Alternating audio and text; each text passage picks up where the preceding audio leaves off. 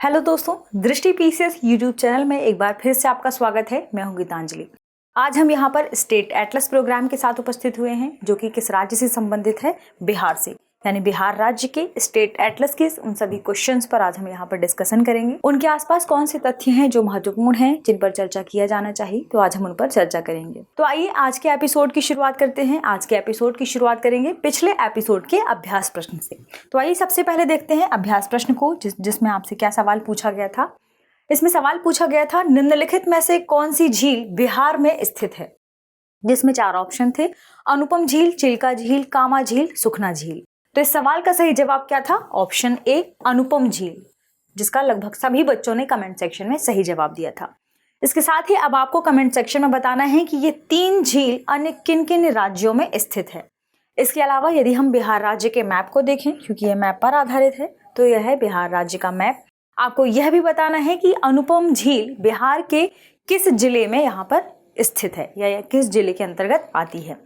चलिए बढ़ते हैं आज के सेशन की तरफ और पहला सवाल देखते हैं। पहला सवाल क्या है? निम्नलिखित में से कौन सा से कथन बिहार की बलथर मृदा के संबंध में सही है या है? यहाँ पर ध्यान रखिएगा, सवाल पूछा गया है बलथर मृदा के संदर्भ में। कथन क्या है?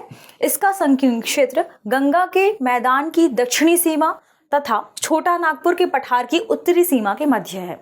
दूसरा कथन क्या है? यह मृदा 8 से 15 किलोमीटर की चौड़ी पट्टी के रूप में फैली है। कूट क्या है? केवल एक, केवल दो, एक और दो दोनों, ना तो एक और ना ही दो।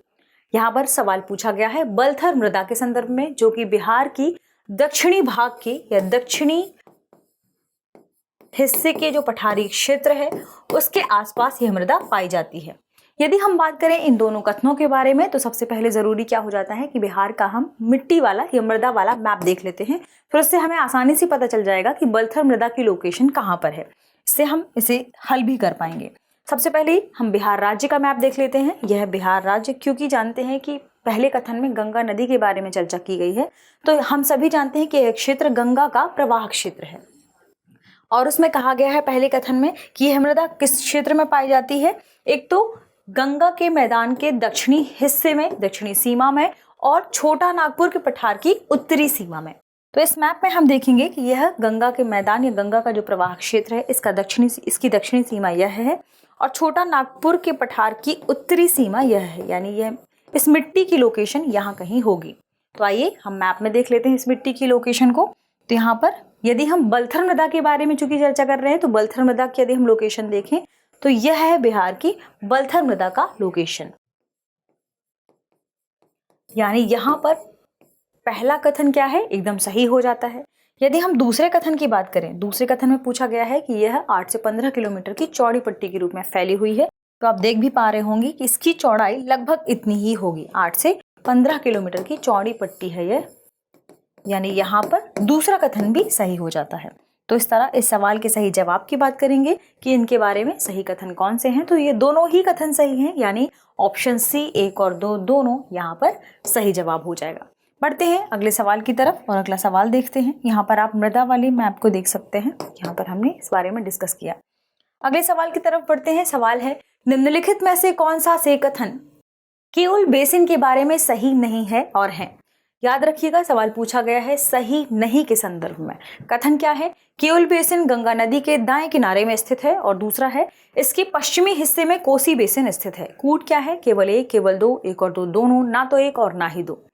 सबसे पहले हम महत्वपूर्ण क्या हो जाता है? केउल बेसिन की लोकेशन को देखना कि यह बिहार के बेसिन वाले मैप में केउल बेसिन कहाँ पर है, या केउल नदी का प्रवाह क्षेत्र कहाँ पर है। उसी के आधार पर फिर हम बता पाएंगे यह गंगा नदी के किस किनारे में स्थित है और इसके आसपास के बेसिन कौन से हैं। तो आइए सबसे पहले हम बिहार के मैप में ही देखते हैं केउल बेसिन की लोकेशन को।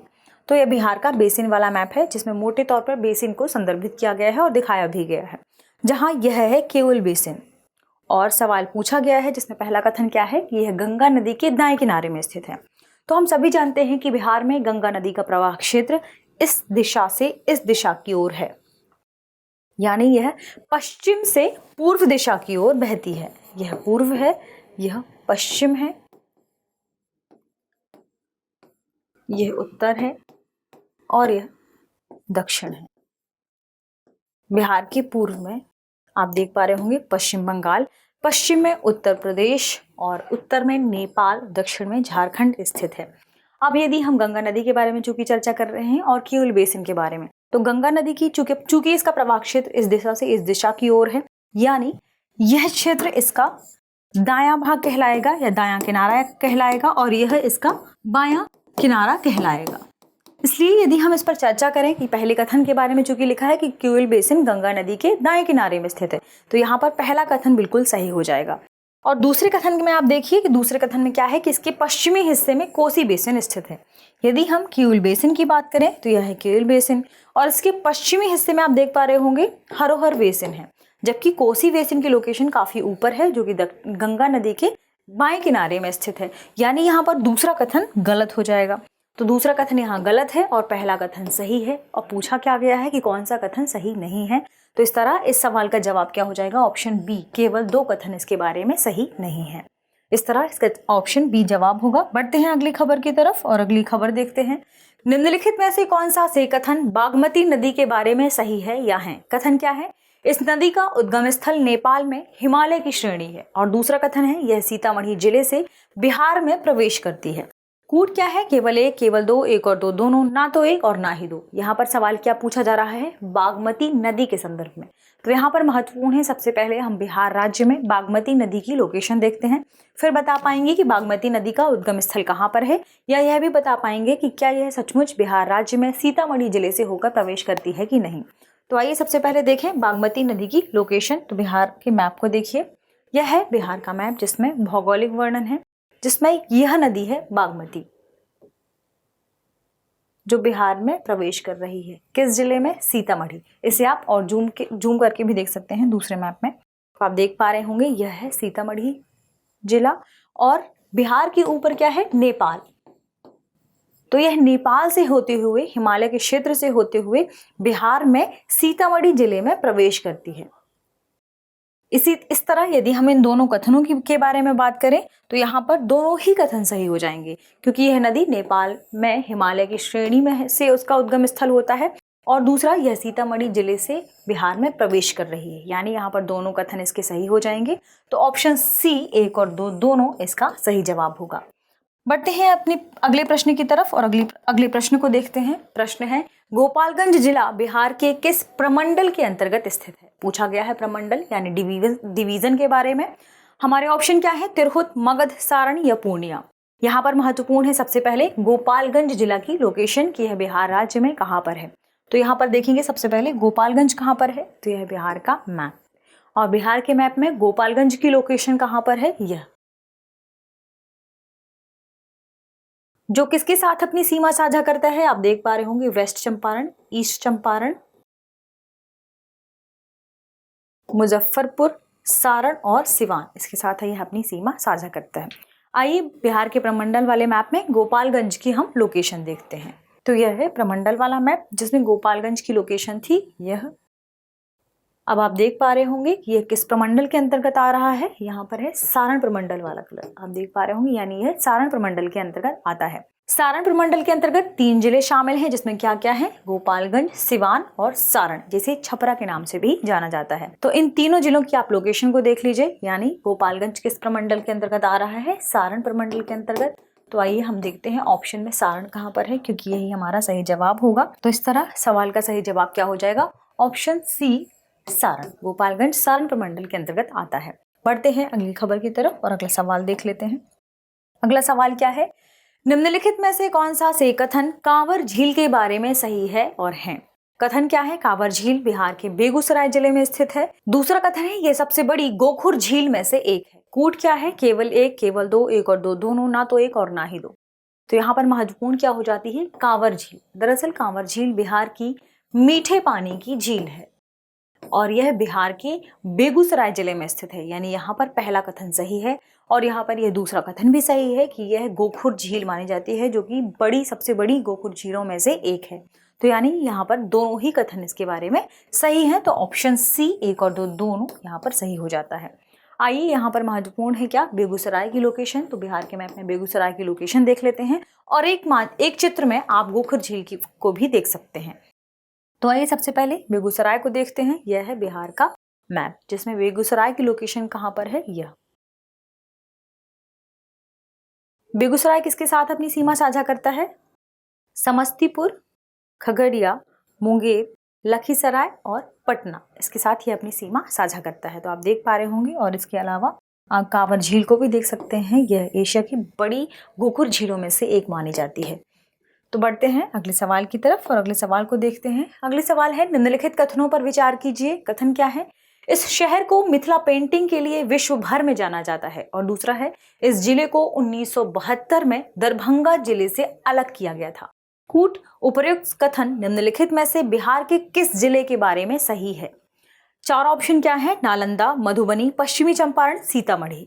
यहाँ से आप स्पष्ट रूप से समझ सकते हैं कि कौन सा जिला था जिसे दरभंगा से 1972 में अलग किया गया था। तो आप जानते हैं कि वह कौन सा जिला है? मधुबनी। और पहला कथन अपने आप में स्पष्ट रूप से बताता है कि यह मधुबनी के बारे में ही चर्चा की जा रही है, क्योंकि यहाँ पर मिथिला पेंटिंग या मधुबनी पेंटिंग अपने आप में विश्व भर में प्रसिद्ध है। यहाँ की मिथिला पेंटिंग अपने आप में विश्व भर में प्रसिद्ध है, यानी यहाँ पर पहला कथन ही स्पष्ट रूप से बता रहा है कि मधुबनी के बारे में चर्चा की जा रही है।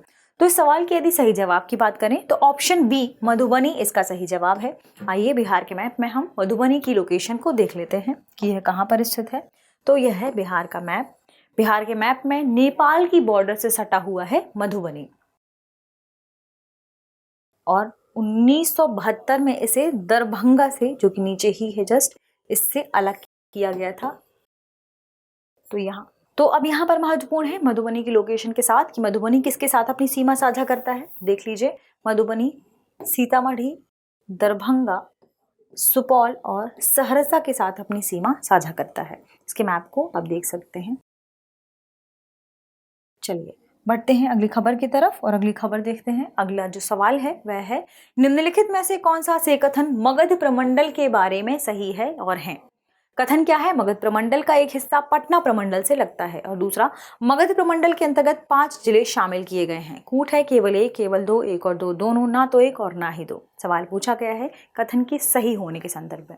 सबसे पहले देखेंगे प्रमंडल वाले मैप में मगध प्रमंडल की लोकेशन को, फिर इन दोनों कथनों की हम यहाँ पर पुष्टि करेंगे। क्योंकि पहला कथन क्या कहता है कि यह प्रमंडल, इस प्रमंडल का एक हिस्सा पटना प्रमंडल से लगता है। तो आइए सबसे पहले मगध प्रमंडल को देखते हैं। यह है बिहार का प्रमंडल वाला मैप। और प्रमंडल वाले मैप में आप देख पा रहे होंगे मगध प्रमंडल का कलर क्या है, यह डार्क पिंक आप देख पा रहे होंगे। और यह है मगध प्रमंडल। अब हम देखें कि मगध प्रमंडल के अंतर्गत कितने जिले हैं। तो आप देख पा रहे होंगे जहानाबाद, अरवल, औरंगाबाद, गया और नवादा, यानी यहाँ पर 5 जिले शामिल किए गए हैं।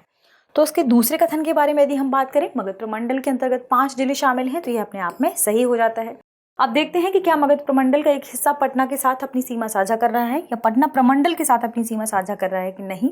तो यहाँ पर रेड कलर है पटना प्रमंडल का और देख पा रहे होंगे कि इसका हिस्सा पटना प्रमंडल के साथ अपनी सीमा साझा करता है, यानी यहाँ पर पहला कथन भी सही हो जाएगा। यानी मगध प्रमंडल के अंतर्गत यहाँ पर दोनों ही कथन सही होंगे। तो ऑप्शन सी 1 और 2 दोनों इसका सही जवाब होगा। यहाँ पर देख लेते हैं पटना प्रमंडल को। तो यह है पटना प्रमंडल। पटना प्रमंडल के अंतर्गत यदि जिले पूछे जाते हैं कि कितने जिले शामिल हैं, तो इसमें नालंदा, पटना, भोजपुर, रोहतास, बक्सर और कैमूर, यानी 6 जिले इसके अंतर्गत शामिल हैं। तो हमने चर्चा क्या की मगध प्रमंडल के बारे में, जो कि यह है जिसमें 5 जिले शामिल किए गए हैं। चलिए बढ़ते हैं अगली खबर को देख लेते हैं, जो आपके लिए अभ्यास प्रश्न के रूप में है। यह है अभ्यास प्रश्न। यहाँ पर सवाल क्या है? सवाल है, गौतम बुद्ध पक्षी अभ्यारण्य बिहार के किस जिले में स्थित है? ऑप्शन क्या है? पटना, कैमूर, जमुई या गया।